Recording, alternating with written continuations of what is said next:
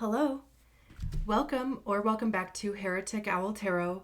My name is Liz. I'll be guiding you on this journey today. This is a reading for Pisces, wherever Pisces is in your chart. I hope you're all doing well. I believe that Saturn and Neptune are like back in Pisces, I think, right? Do you guys know? I should have looked it up before even mentioning it, but I'm pretty sure both of them are still retrograde and they're back in Pisces. So, I hope that things are going well. For me personally, Neptune would be back to squaring my natal Neptune. So quite frankly, I am looking forward to getting away from these effing squares that I have with outer planets. So if you're in the 42-year-old range, you might be feeling a little bit of the same of that.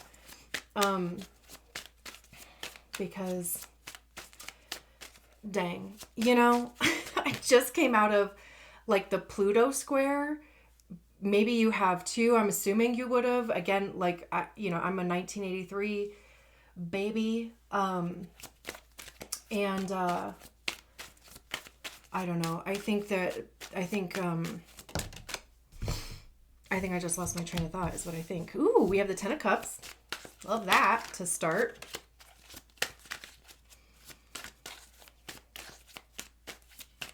I just heard in my head, keeping it together, holding it together.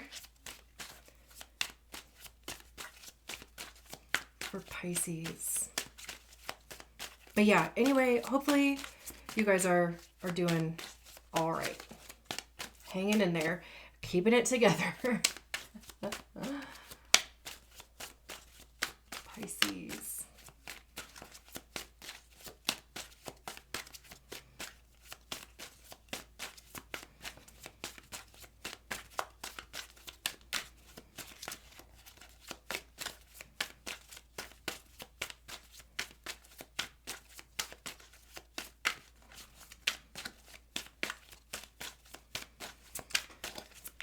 Just the 10 of Cups? I mean, I'm sure there's something else.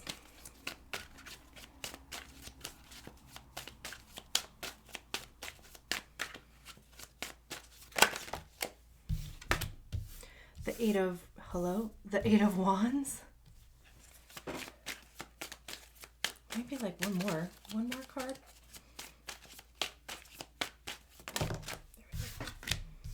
The Wheel of Fortune in reverse. Interesting. I don't, well, let me first make sure that everything is in frame and it's not super duper sideways. Okay. Or crooked, that just kills me. It's interesting because the Wheel of Fortune is Jupiter, and in modern astrology, Pisces is ruled by Jupiter. So interesting. Kind of, you might be finding yourself in a lot of deja vu, just the same cycles happening. Here we are again, and we're back to, anyway, I mean, we'll get to that obviously. But like I said, I mean, we start with a 10 of Cups, which is traditionally a really good card. It's kind of the minor arcana card to the Sun card. It's, joy, it's bliss, it's, a sense of community, everybody feeling fulfilled, everybody feeling purposeful, feeling like you have support from your community, from your peers, from your family. 10s are also a completion. The Wheel of Fortune is a 10 also, so we have two 10s out here. But in the minor arcana, in the suits, 10s are a completion. So, and like I said, I was just kind of getting the feeling about keeping things together, holding things together, because all of these glasses are stacked here. Right? And sure, this works, but it's any wobble, or if anything were to get out of balance, this whole thing would come crashing down. So honestly, it almost kind of feels like, maybe you have built a house of cards, or maybe you feel like you're living in a house of cards. Maybe even presenting a like united front, or presenting yourself in a way where, everything is fine. We got this, but truly it's like, it's iffy, like like even a Jenga thing, like truly one wrong pull or shake from a table or whatever, right? And the whole thing is coming down. I don't necessarily think that that's like going to necessarily happen, but I do think that it is interesting that is what is coming through with the 10 of Cups.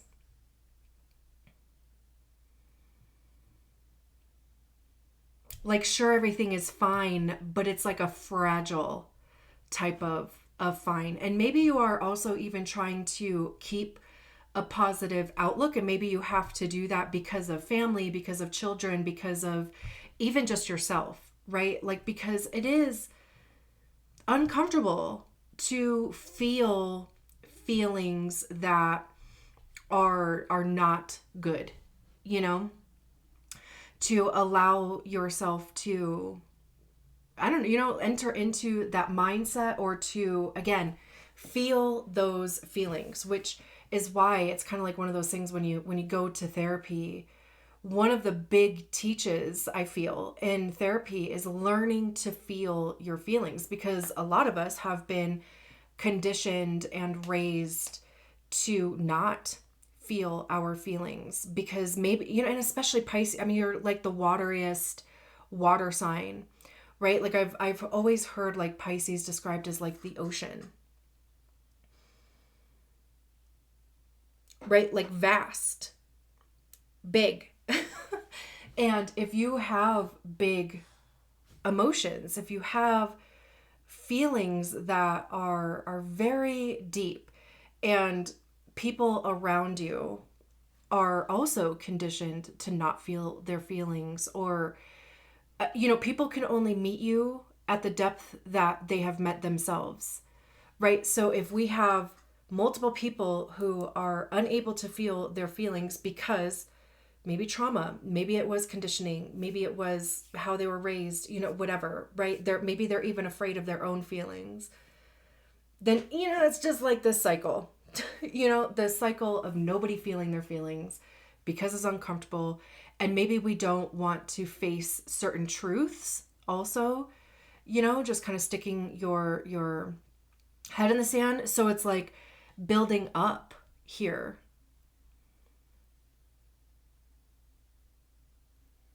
Even with Jenga, right? You pull out one of the wood things, you put it on the top, right? Like it just is, that's what's coming through this 10 of Cups. And it's interesting that it is coming through that way. Fragile. Good, however, right? Like, okay, yeah, no, I'm doing fine, but, and two, I mean, maybe this, there's certain things that maybe you're only really sharing with your nearest and dearest. Hopefully you do have people who are near and dear that you can feel those feelings with,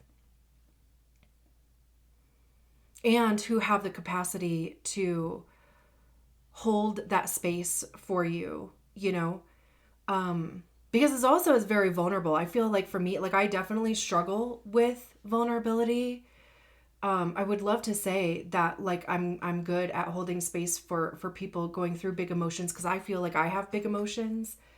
But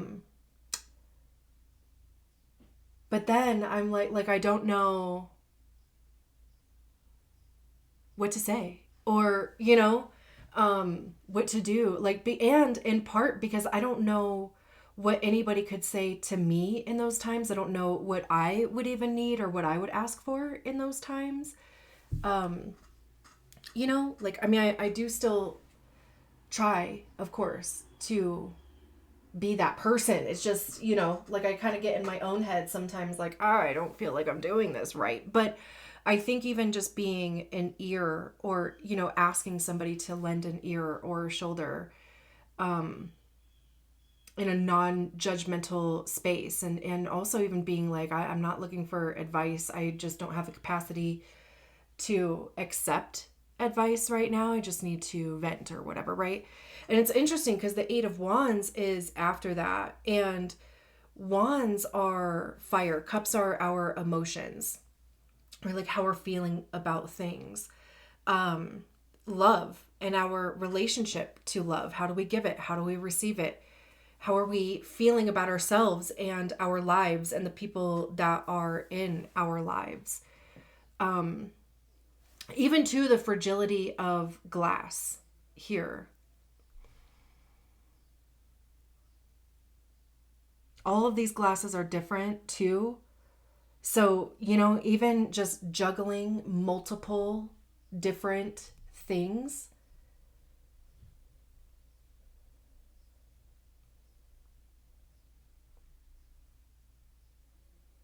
Even the transparency of glass, like that was coming through.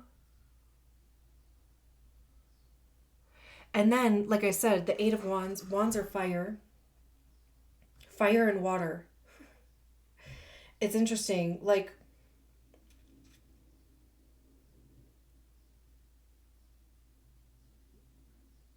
anytime fire and water comes up, it's an interesting combo for me because, first of all, if you try to combine fire and water, right, like water will put out fire unless there's like an accelerant or something, right? Like, I don't know, oil or something that sits on top of the water and, has a capacity to like burn or whatever, right? But I feel like that's kind of like getting into semantics, but they use water to put out fire, right? But if there is that barrier between fire and water, what does fire do to water? It boils it.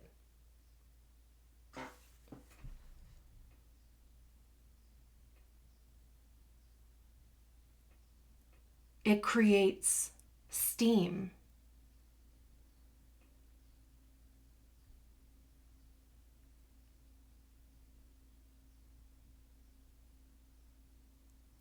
That's so interesting. And maybe you have fire and water, like prominent placements in your natal chart. And it's kind of like the fire is what's keeping the water, or like because even with glass, right? I mean, you have to heat. Is it sand that makes glass? Like you have to heat it to such a point where it literally turns into a different substance.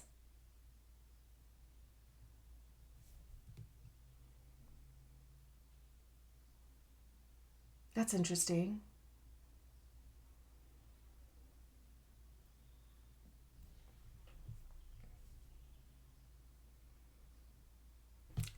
There's a fucking fly. Um, it's like the day before October. Like, what are flies even doing out here? If I had my laptop around, I would look up the fly totem. But also, I mean, I halfway wonder if there's like a nuisance around you too, or just something distracting you. But let's get back. The Eight of Wands is usually like fast moving. Communication, action.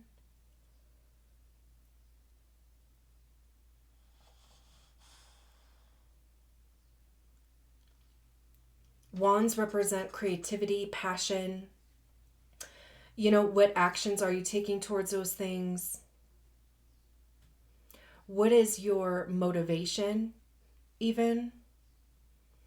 And it's interesting how in this Ten of Cups over here, right, like they're all stacked on top of each other.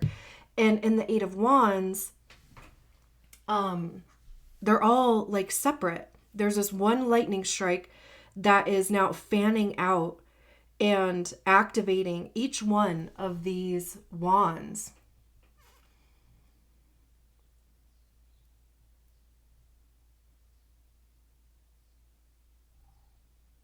I wonder if it's like a message about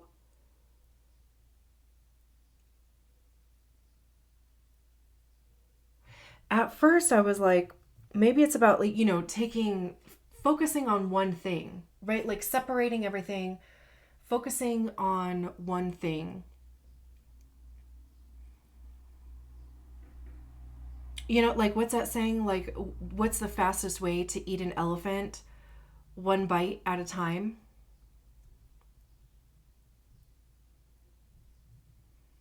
Like, I don't know why we would be eating a poor elephant, but I think it's just, how do you manage something so large, right? I mean, you just one step at a time.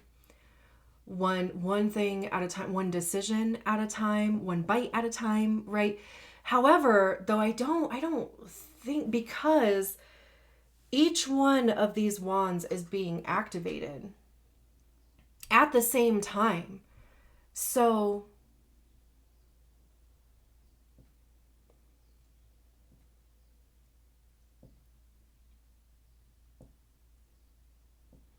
it's almost like there's one common denominator here that is affecting multiple things in your life. How you show up creatively, how you express that, like your interests, your passions, the actions that you're taking, the motivation that you have for certain things, or the motivation that you have to take actions towards certain things. It's like multiple aspects of your life are all being controlled or determined, or what is a right, maybe motivated or controlled. Did I say that? By one common denominator. I'm not sure if that's a good thing or a bad thing, honestly. I think obviously that is something for you to decide.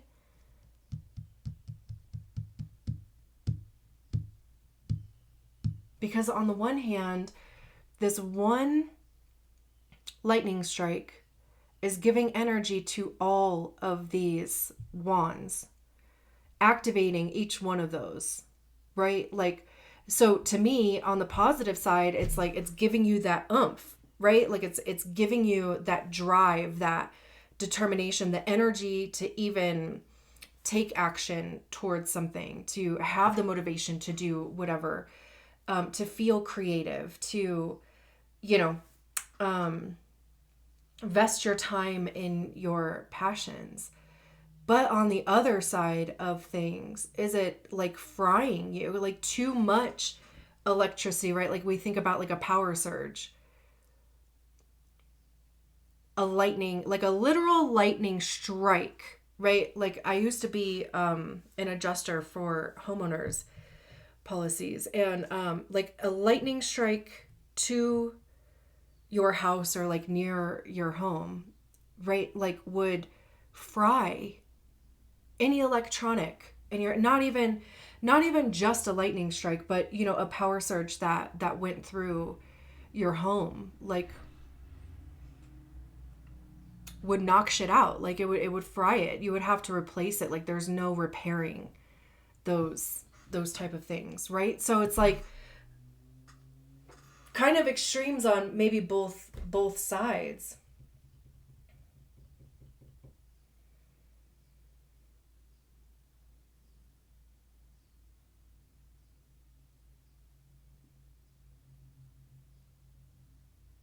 And also even just the juxtaposition between these two cards, and both of them are positive cards traditionally, right? But so it's interesting that both of them are coming through as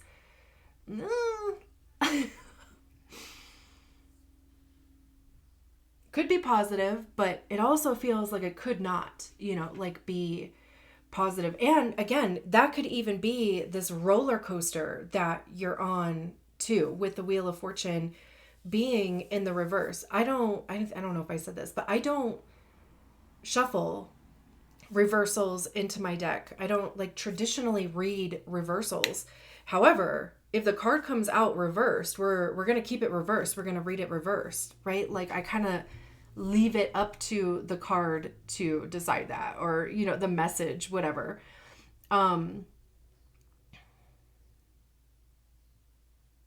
So the Wheel of Fortune upright talks about, things changing. It is generally considered a positive card, right? Again, all of these cards are traditionally positive. It literally just says, like, however things have been going, they are going to change. And that's just life, right? I mean, the only constant is change. With it being in the reverse, like I was saying, it's almost like finding yourself back at square one. Or just, again, like that deja vu kind of feeling, even if it is different scenarios or different days, obviously different situations altogether, but it's like this feels like literally the same thing. Like I thought I was going to get new information and all I'm getting is the same information that I had before, or I thought we were going to be moving forward, but no. we're cycling right back to where we were.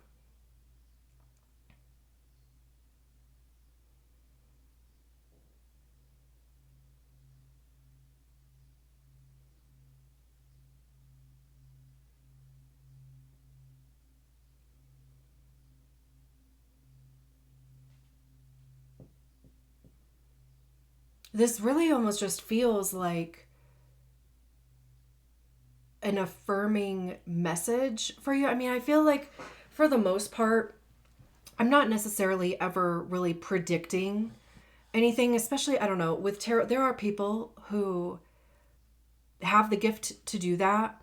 But like with me and my experience with tarot, like things can change literally overnight.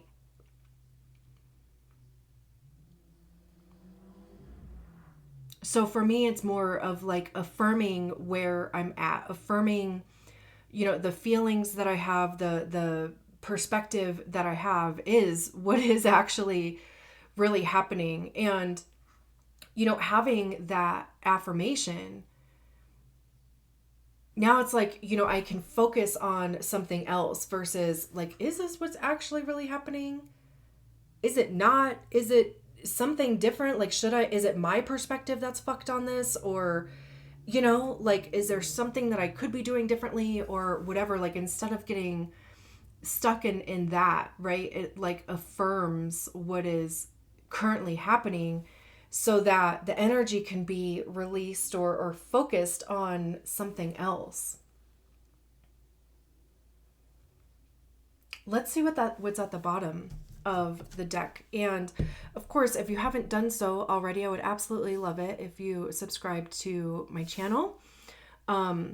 Like the video, comment, share it, save it, whatever. Those are all free ways to support the channel, support me and my growth, which I appreciate and absolutely love you for. And we have the 5 of Wands at the bottom of the deck, the 3 of Swords behind that, Judgment.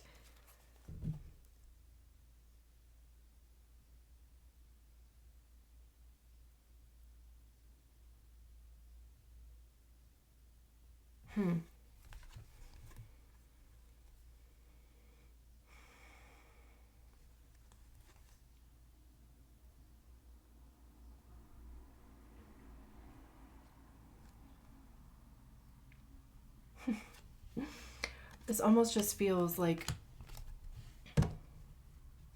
affirming and affirming, like Affirm on top of affirm on top of affirm. Let me see if I can make sure that these are all in frame here. Yeah. Okay. I can even just move them down a little bit. So the glare, we have less glare. Let's see.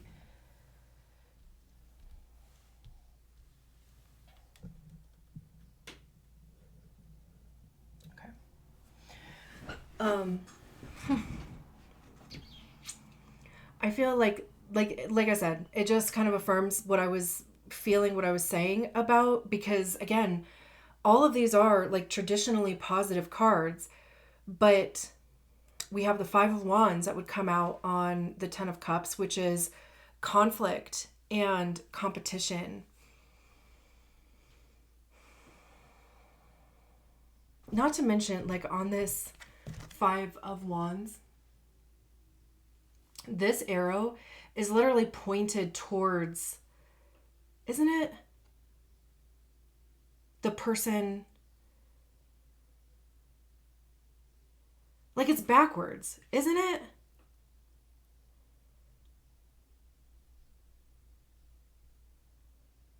I'm like literally trying to think.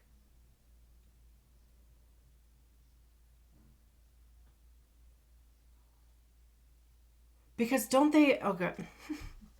I like clearly am not an archery like specialist, but I'm like trying to think, right? Like they would hold the bow part, right? Like they would hold the arrow in their finger pointing away from them, and then they would pull on the string, right? And when they release the string, that's what forces the arrow to go that way, right? But it's pointing in the wrong direction. So, what does that mean?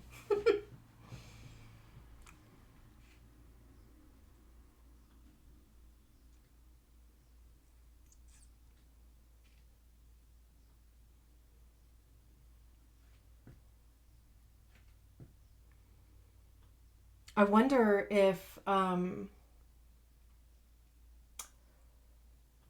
whatever is going on with this Ten of Cups, I wonder if it is in some capacity causing you harm. Not necessarily, like physical harm, nothing that dramatic, I hope anyway, but I'm just, the arrow pointing towards yourself, right? Like, whether you would be aware of it or not, right? Like that could be a mistake, just not paying attention.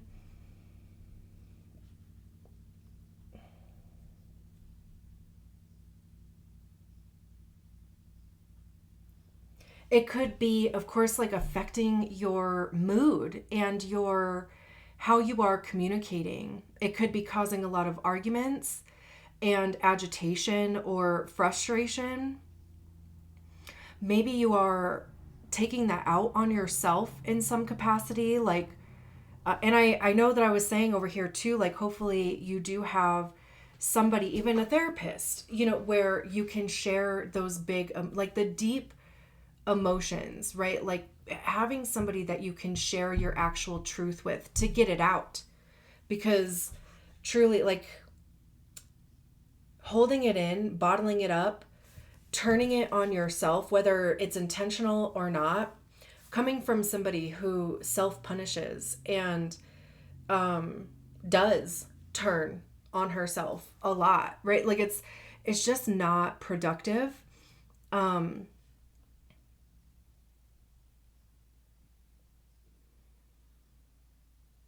Nor is it like kind to yourself, right? Like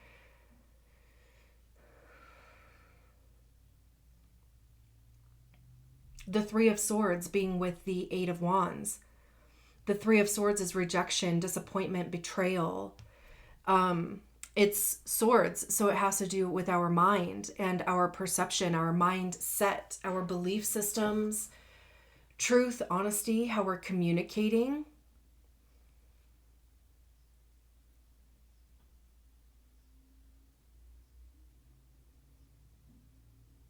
And there's this hourglass looking thing with a sword going through the top. So it's like something is coming to a head here.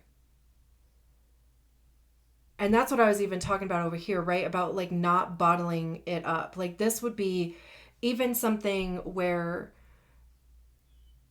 you could explode, like just get to that point of, you've bottled it up so much to where it all just comes out.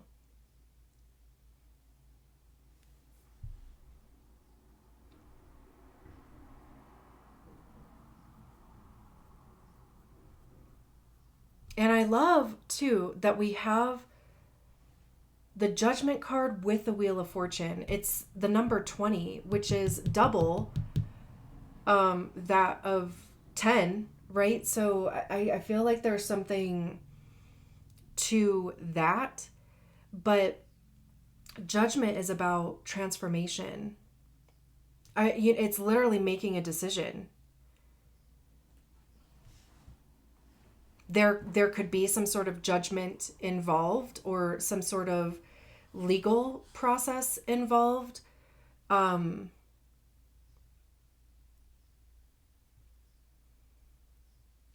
Like when you receive a judgment from a court, right? Like you have to adhere to that, right? Like you can't just not, unless you want to go to jail or something, right?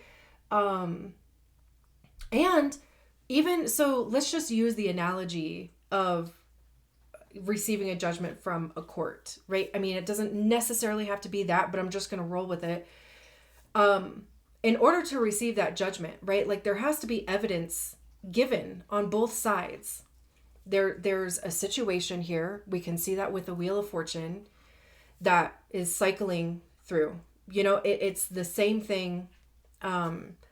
Maybe wearing different hats, whatever, it's the same situation, right? But so you're presenting evidence, pros and cons, even having like a pros and cons list, right? And it's literally weighing the information that you have, and is it in alignment with you?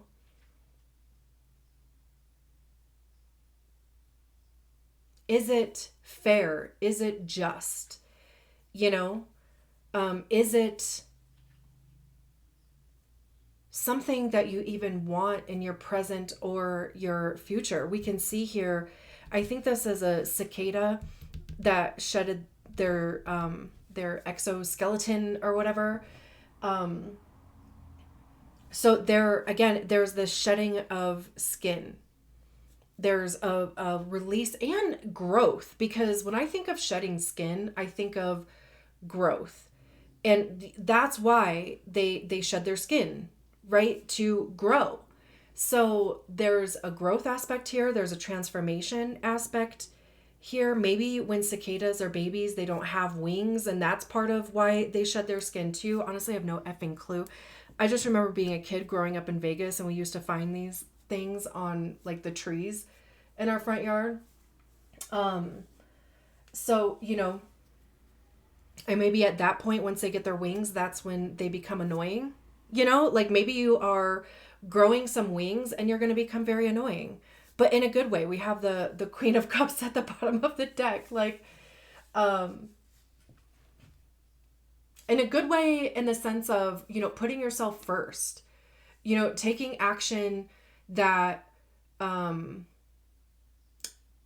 is in alignment with you, right? Like, being able to maintain your life, your lifestyle, like better, this common denominator being taken out here in whatever aspect it is, getting off of the Ferris wheel, getting off of the roller coaster.